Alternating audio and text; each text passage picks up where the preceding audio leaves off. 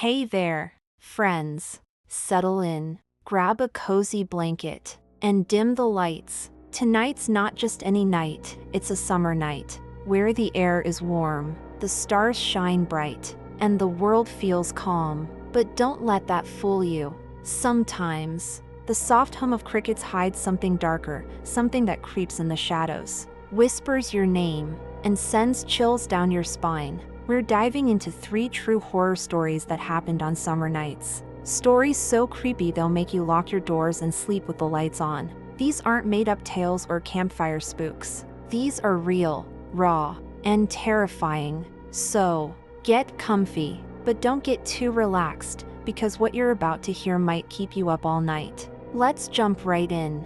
If you love creepy stories, hit that subscribe button and tap the bell. We're about to go deep into the darkness, and you won't want to miss a second. Story 1: The Whispering Woods. It was the summer of 2018 in a small town in upstate New York, where the days were long and the nights were warm. 4 friends, Jake, Sarah, Mia, and Ethan, decided to leave their boring lives behind for a weekend camping trip in Blackwood Forest. They were tight, like family. Jake was the bold one, always up for a challenge, with a grin that could charm anyone. Sarah was quieter, her sharp eyes catching things others missed, like she could feel trouble before it came. Mia, the dreamer, carried a sketchbook everywhere, filling it with drawings of trees, rivers, and faces she saw in her dreams. Ethan was the joker, always laughing, always saying ghosts and monsters were just stories for kids. They thought they were unstoppable, ready for a weekend of laughs, campfire songs, and starry skies. But Blackwood Forest had other plans. Blackwood wasn't just a forest. It was a place that felt alive. Its trees old and twisted, their branches curling like fingers reaching for the sky. The locals stayed away, their voices low when they spoke of it. They called it the Whisperer's Home, a forest that swallowed people whole. Back in 1973, a hiker named Daniel Cross vanished. Search teams found his backpack, the straps ripped clean off, but no sign of him. In 1991, a family, mom, dad, and 2 little kids, disappeared. Their car was found at the forest's edge, the radio still playing, the doors wide open. The police combed the woods for months, but it was like the forest ate them up. Old-timers said the whisperer was to blame, a thing that lived in the shadows, calling out with voices that sounded like your mom, your best friend, or your worst nightmare. Jake and his crew didn't buy it. They packed their tents, a cooler of soda and beer, and headed into the woods, laughing at the spooky tales. The first day was like a dream. The sun spilled through the trees, painting the ground with golden light. The air smelled of pine and wildflowers, fresh and sweet. They found a perfect spot by a little stream, its water clear and cool, bubbling over smooth stones. Jake set up the tents, his hands quick and sure, while Sarah hung fairy lights, their soft glow making the campsite feel like a fairy tale. Mia sat on a rock, sketching the stream, her pencil scratching out the curves of the water and the jagged shapes of the trees. Ethan cracked open a soda, telling dumb jokes that made everyone laugh until their sides hurt. They built a fire as the sun set, the flames dancing, the smoke curling into the sky. They roasted marshmallows, the sweet smell mixing with the earthy scent of the forest. It was perfect until night fell. The air changed as the stars came out. It got heavy, like a wet blanket draped over them.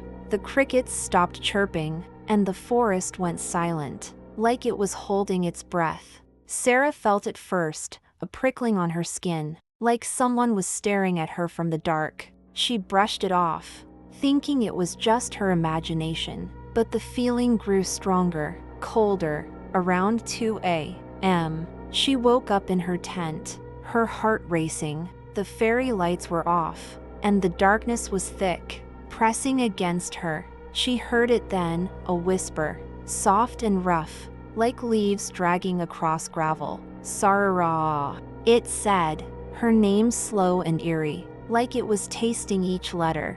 She froze, her breath loud in her ears. It had to be Jake, messing with her. She grabbed her flashlight, her hands shaking, and unzipped her tent. The campsite was quiet, the fire just glowing embers. Jake, Mia, and Ethan were in their tents, their shapes still under the thin fabric. She shone her light into the woods, but the trees swallowed the beam, their branches twisting into shapes that looked too much like faces.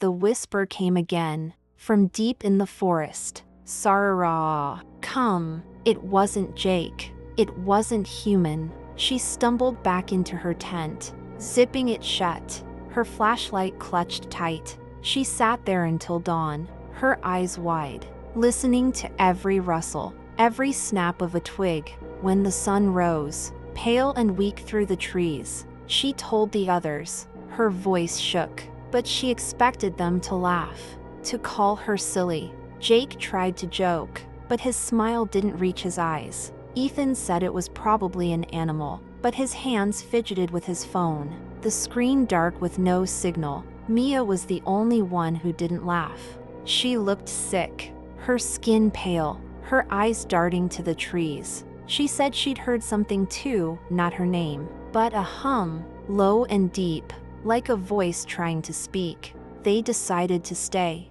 not wanting to look scared. But the forest felt different now, like it was watching them. The second day, they tried to keep things regularly. They hiked along a narrow trail, the path winding through trees that seemed to lean closer, their bark rough and etched with strange marks, spirals, lines, and shapes that didn't look natural. Mia sketched them, her pencil moving fast, her drawings growing darker, more jagged. Sarah kept looking over her shoulder, feeling eyes on her back. The air was thick, the sunlight dimmer, like the forest was swallowing it. They found an old cabin, its windows broken, its door hanging off its hinges. Inside, the air was stale, the floor covered in dust and leaves. They found a rusted knife and a torn piece of cloth, like someone had left in a hurry. Ethan joked about it being haunted, but his voice was tight, his laugh forced.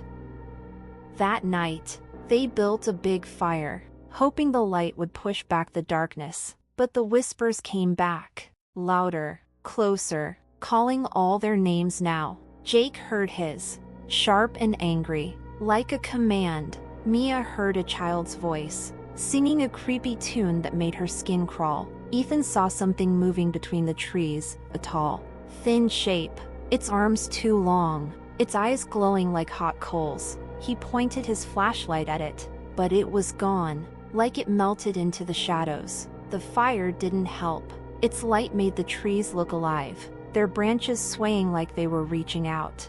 The group stayed close, their voices low, their eyes scanning the darkness. They agreed to leave at first light, packing their bags in a rush, their hands clumsy with fear.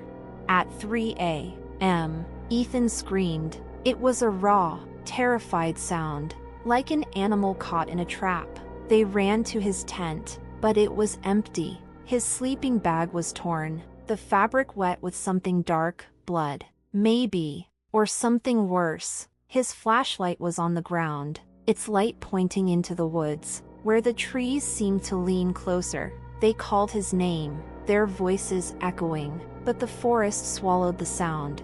The whispers were everywhere now, a chorus of voices, some soft, some angry, all saying, "He's ours now." Sarah felt them in her head, urging her to follow, to walk deeper into the woods. Jake broke down, tears streaming down his face, his tough guy act gone. Mia clutched her sketchbook, whispering words to keep the fear away. They ran at dawn, stumbling through the trees, the paths twisting back on themselves, like the forest was playing a game.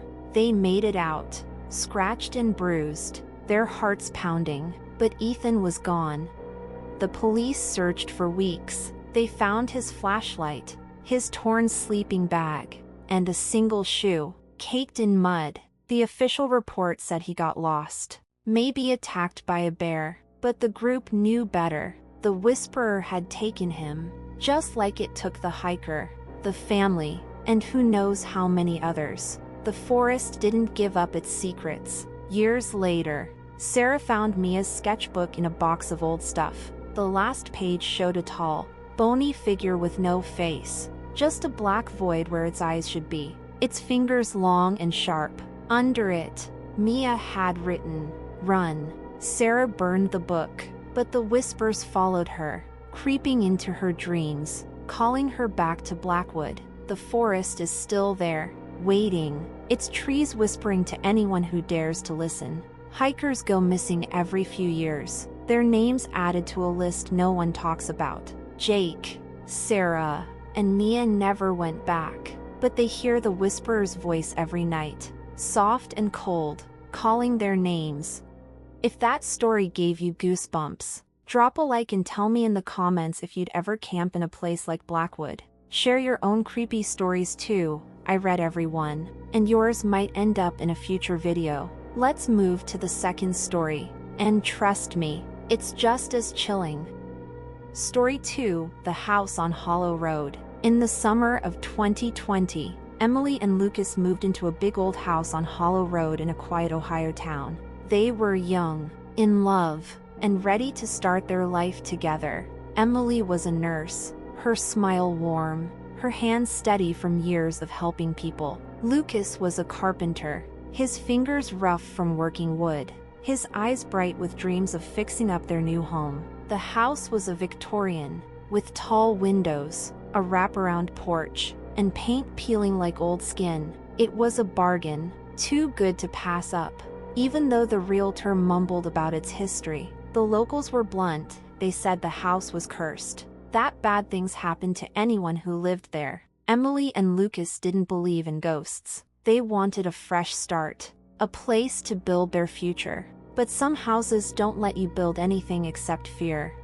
The first week was a dream. The summer sun lit up the dusty rooms, showing off the carved woodwork and high ceilings. Emily painted the walls a soft blue, her brush moving in smooth strokes, her favorite songs playing on a little radio. Lucas sanded the floors, the smell of sawdust mixing with the warm breeze coming through the open windows. They laughed as they worked, planning where they'd put their furniture, dreaming about kids and holidays in their new home. But at night, the house changed. The air got heavy, like breathing through a wet towel. The walls seemed to hum, a low buzz you felt in your bones. Emily noticed it first, a feeling like someone was standing right behind her, their breath cold on her neck. She'd turn, but no one was there. Lucas said it was just the house settling, but his voice was tight, his eyes darting to dark corners.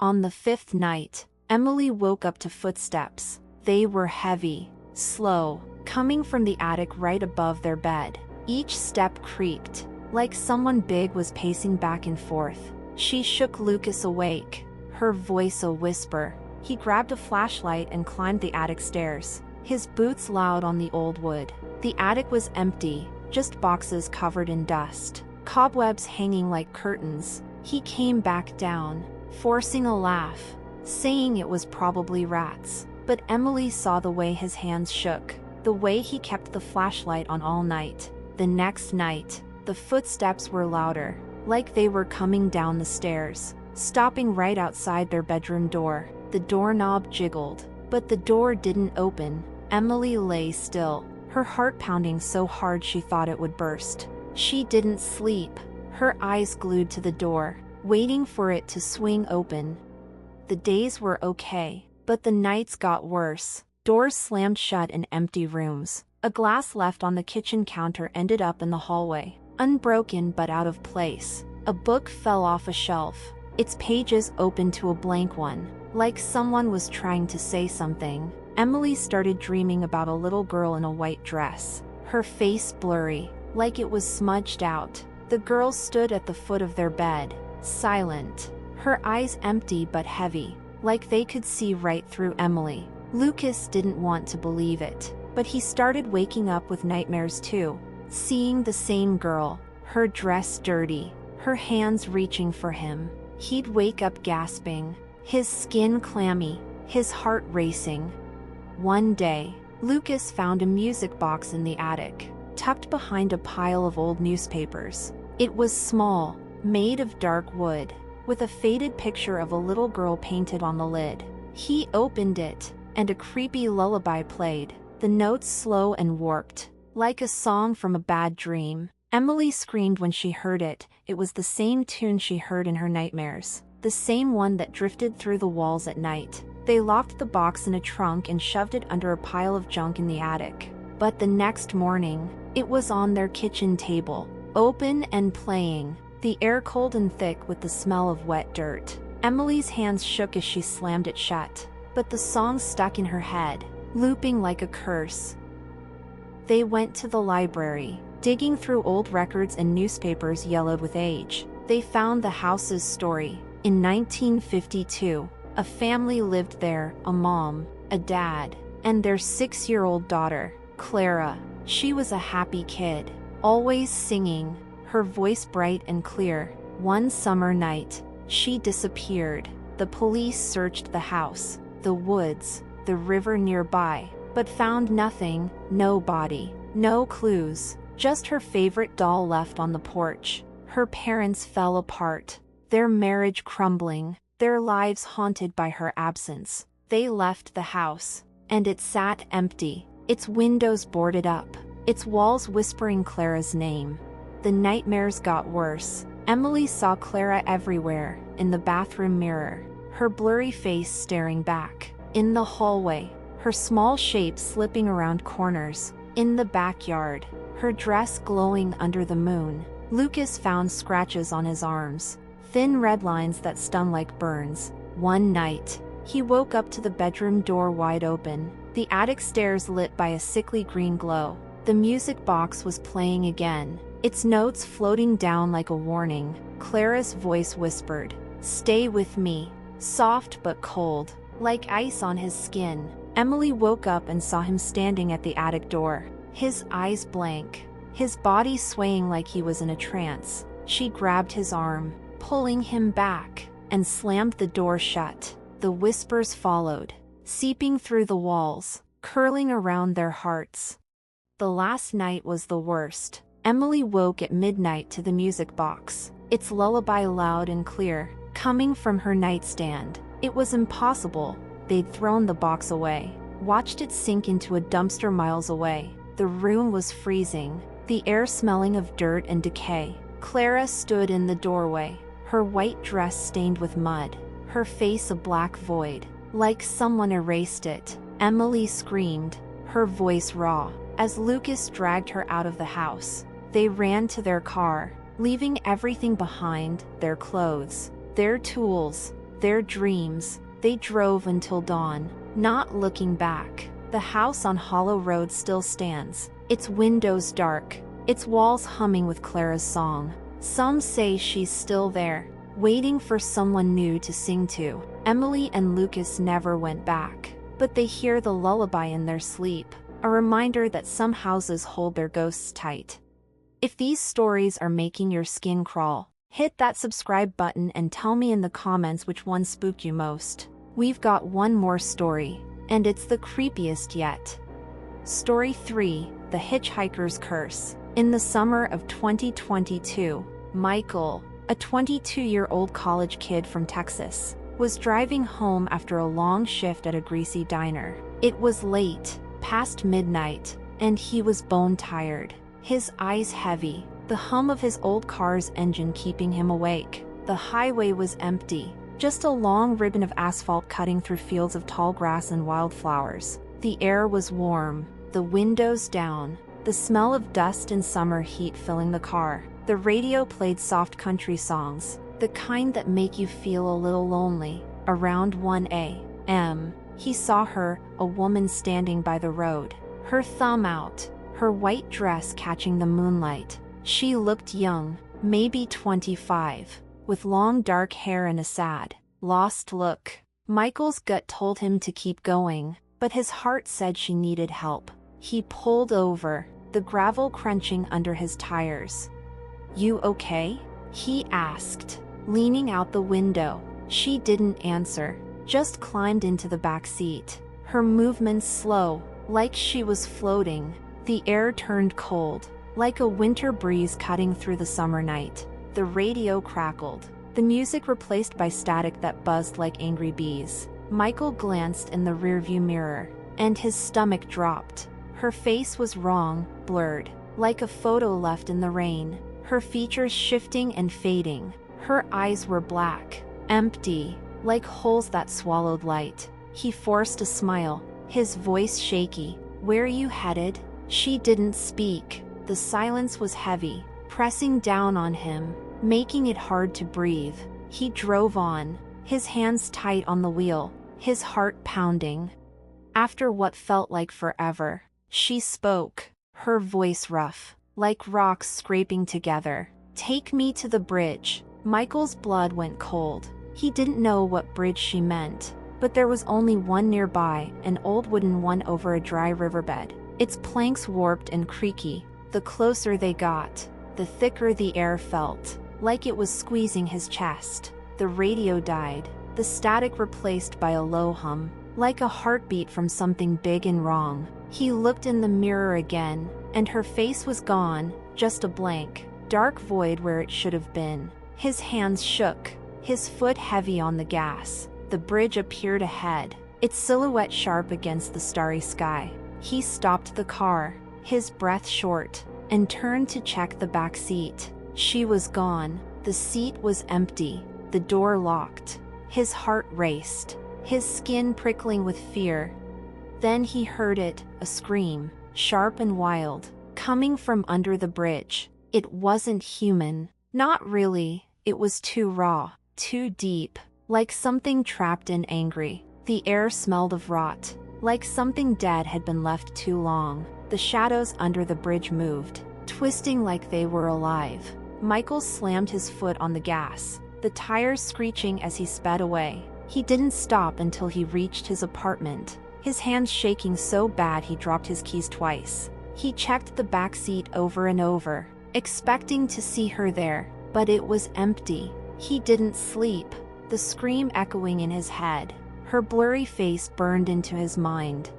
The next day, he went online, searching for answers. He found stories about the bridge, old ones that made his skin crawl. In 1984, a woman named Anna was hitchhiking home after her car broke down. A drunk driver hit her on the bridge, her body thrown into the riverbed below. She was found at dawn, her white dress soaked in blood, her face broken beyond recognition. Since then, drivers saw her on the highway, always at night, always asking for a ride to the bridge. Those who picked her up felt the same cold, heard the same static, saw the same void where her face should be. Some said she followed them home, sitting in their back seats, watching from the shadows.